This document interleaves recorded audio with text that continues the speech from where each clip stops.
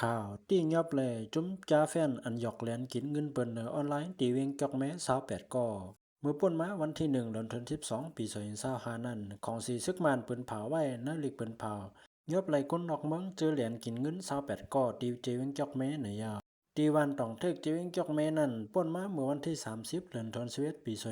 2025ตั้งวันที่1เดือนธันวาคมปี2025ย้อนมีรองถังเทิมแลภายซึกมานจังเข้ากดทัดในอองตีอันมีในวานต้องเทกยอบไหลก้นเหรียญกินเงิน28ก่อยอบไหลปลาคอม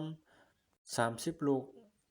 เครื่องอินเทอร์เน็ตสตาร์ลิง10ลูกจักนับเงินแลพ้นเจอในแทงตั้งหนำของสีซึกมันเป็นเผาป้าแทงว่าไล่เอาหมักกว่าย่ากลแปดเฮิรนตึกสูง7จันอันจุ้มเหรียญเงินเขาเหตุการณ์เหรียญเงินหาหูบซิม8เฮิรนตึกอันจุ้มเหรียญกินเงินเขาเหตุการณ์เหรียญเงิน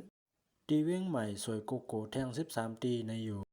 แต่เดนี้ลองว่าเมืองหุมตุ้มเมืองมานมีลองง่ำเหยียนเย่าลงปองจึงเมืองแขเข้ากลางเสซึกมานมีการ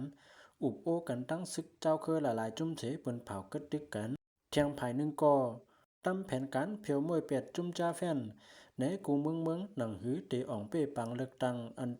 อันเตจัดเฮ็ดในหางปี2025ตั้งหัวปี2026นั่นภายซึกมันปืนเผาว่ายอบไรจุ้มจ้าแฟนอันเลียนกินเงินเปิ้นแลเอาไผเผา8ห้องก่อไก่เอาหมักปล่อย8ยากด8เฮิรนตึกลง